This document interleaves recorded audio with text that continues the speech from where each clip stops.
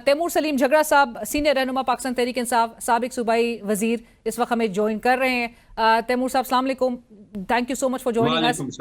ये बताइएगा झगड़ा साहब, ये जो नाअहली का सिलसिला गुज़िश्ता रोज से शुरू हुआ है और अब तेजी नजर आ रही है, व्हाट्स नेक्स्ट फॉर पीटीआई?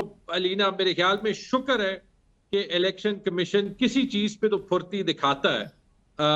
कम से कम जब उमर अयूब का हल्का इन्वेस्टिगेट करना हो, जहाँ सिर्फ 82,000 वोट की लीड थी, या चित्राली साहब को डिस्क्वालीफाई करना हो 9 मई के नकली मुकदमे में, या अभी जो है वो बचर साहब को डिस्क्वालीफाई करना हो, क्योंकि हमारे जो केस बट झगड़ा साहब, कता कलामी की माफी, but I have to intervene here. Election commission of Pakistan कहता है उमर अयूब साहब के, जहां पर आपने जिक्र किया, वो खुद स्टे ले चुके हैं, पेशावर हाई कोर्ट से भी लिया, एबटाबाद के भी हाई कोर्ट में वो गए, सो दीगर मामलात में वो अपने केसेस के लिहाज से वो स्टे ले चुके हैं। बचर साहब और दीगर को कन्विक्शंस का सामना करना पड़ा, फैसले में डिस्क्वालिफिकेशन था, तो वो मजीद वेट नहीं किया जा सकता था। अब्दुल लतीफ साहब को भी एक अपॉर्चुनिटी दी गई कि वो रिस्पॉन्ड करते, वो अपना रिस्पॉन्स जमा कराते। सो ये इलेक्शन कमीशन ऑफ पाकिस्तान बहुत इस चीज पे क्लियर है, तो आप क्यों कह रहे हैं कि ये हेस्ट में कर रहा है?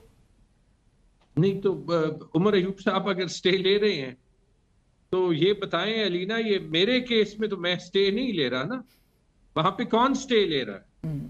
537 दिन हो गए, 180 दिन में फैसला होना है।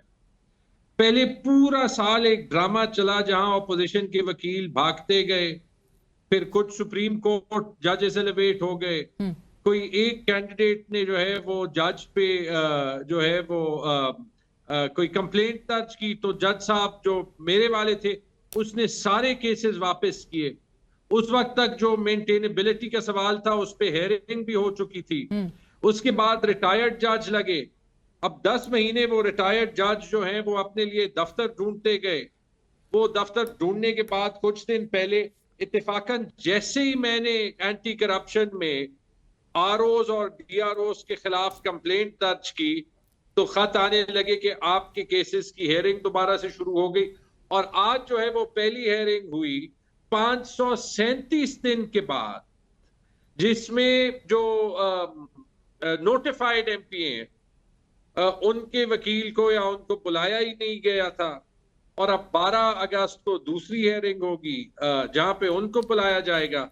मैंने तो वैसे रिक्वेस्ट कर दी जज साहब को कि सर जो भी फैसला करना है इसकी डेली हेयरिंग जरूर कर दें, क्योंकि मुझे अभी फर्क नहीं पड़ता कि ये सीट इसका फैसला किस तरफ। सो आपको कोई रिस्पांस मिला डेली हेयरिंग के, आपकी रिक्वेस्ट के हवाले से?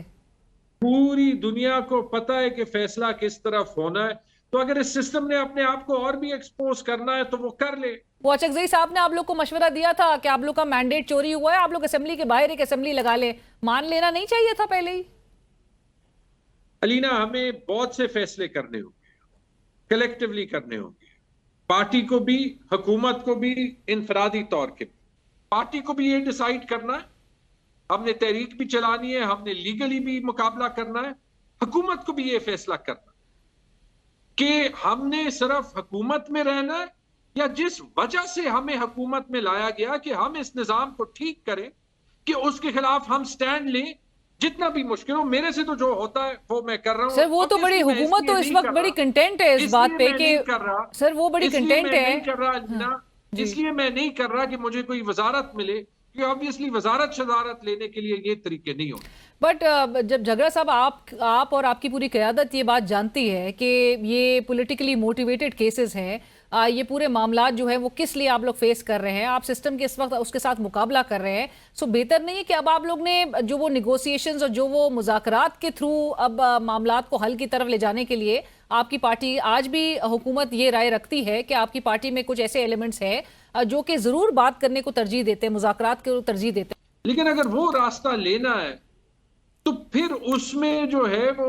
हम 2 या 3 जो है वो कॉन्ट्रडिक्टरी रास्तों पे नहीं जा सकते। उस असूल के लिए तो हम मुज़ाकरात कर सकते हैं, लेकिन अपने लिए रिलीफ के लिए मुज़ाकरात नहीं कर सकते।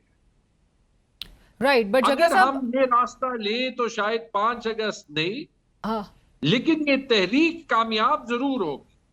लेकिन उसके लिए हम सबको अपनी कुर्सी, अपने ओहदे, जो है वो पार्लियामेंट, ये सब कुछ जो है वो भूलना पड़ेगा। ये जरूर रिस्पॉन्ड कीजिएगा कि इमरान खान साहब के बेटों से मुतालिक उन्होंने हिदायत जारी कर दी हैं कि वो पाकिस्तान ना आए। क्यों खान साहब ने अपने बेटों को आने से रोक दिया?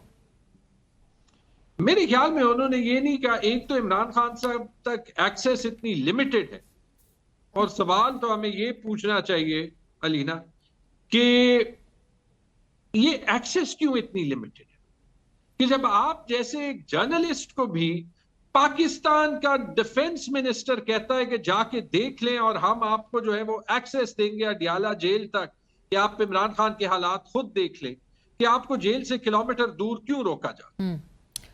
अगर एक्सेस लिमिटेड ना हो, अगर उनकी बहनों को उनसे मिलने दिया जाए, तो कम से कम हम ये तो जो है वो ब्लैक एंड व्हाइट में देख सकेंगे कि इमरान खान साहब ने क्या कहा है या क्या नहीं कहा। ये वैसे क्राइसिस लंबा करने का बेहतरीन तरीका, लेकिन मेरे ख्याल में वैसे इमरान खान साहब ने ये कहा नहीं। जो इमरान खान साहब ने कहा है वो बड़ा सिंपल है कि तहरीक का ताल्लुक उनके बेटों से नहीं है, उन्होंने ये पार्टी इसलिए बनाई है, उनके बेटे जो है वो इमरान खान साहब से मिलने जरूर आएंगे। वो बरतानवी शहरी भी हैं, ठीक है, वो वहां पे बड़े भी हुए हैं, मेरे ख्याल में उनको आना चाहिए। कोई तहरीक वहरीक के लिए नहीं, हमारी लड़ाइयां हो, हमारी लड़ाइयां ना हो, आपस में हो, आपस में ना हो, इस तहरीक के रिस्पॉन्सिबल हम हैं।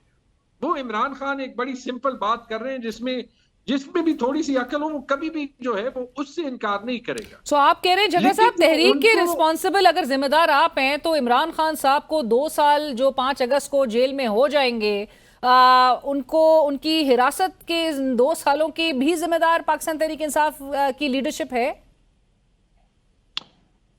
मैं अलीना ये अगर कहूं कि जो सक्सेसेस हैं वो भी कलेक्टिवली हमारे हैं और जो फेलियर्स हैं वो भी कलेक्टिवली हमारे हैं, उससे कोई भाग नहीं सकता। और वो मेरे ख्याल में हमारी पॉलिटिकल क्लास के इसलिए कि शायद हमारी 70-80 साल ट्रेनिंग ही ये हुई है कि बार बार वो दिमाग ट्रेन हो जाता है अनफॉर्चुनेटली, कि इक्तिदार किसी तरीके से असूल से ज्यादा प्रायोरिटी ले जाता है, ज्यादा इंपॉर्टेंट बन जाता है। लेकिन ये साथ जरूर है कि ये ऐसे स्ट्रगल्स में, ऐसे तरीकों में होता है जहां पे आपस में लड़ाइयां भी होती हैं, जैसे जहां पे आपस में अप्स एंड डाउन्स भी आते हैं, लेकिन ये अवाम हिल नहीं रही। अगर अवाम हिले ना, और वो दिन आपको पता होगा कि ये जंग, ये निजाम जीत चुकी है अपनी सर्वाइवल की, क्योंकि उस दिन वो इमरान खान से किसी को मिलने की रुकावट नहीं क्रिएट करे।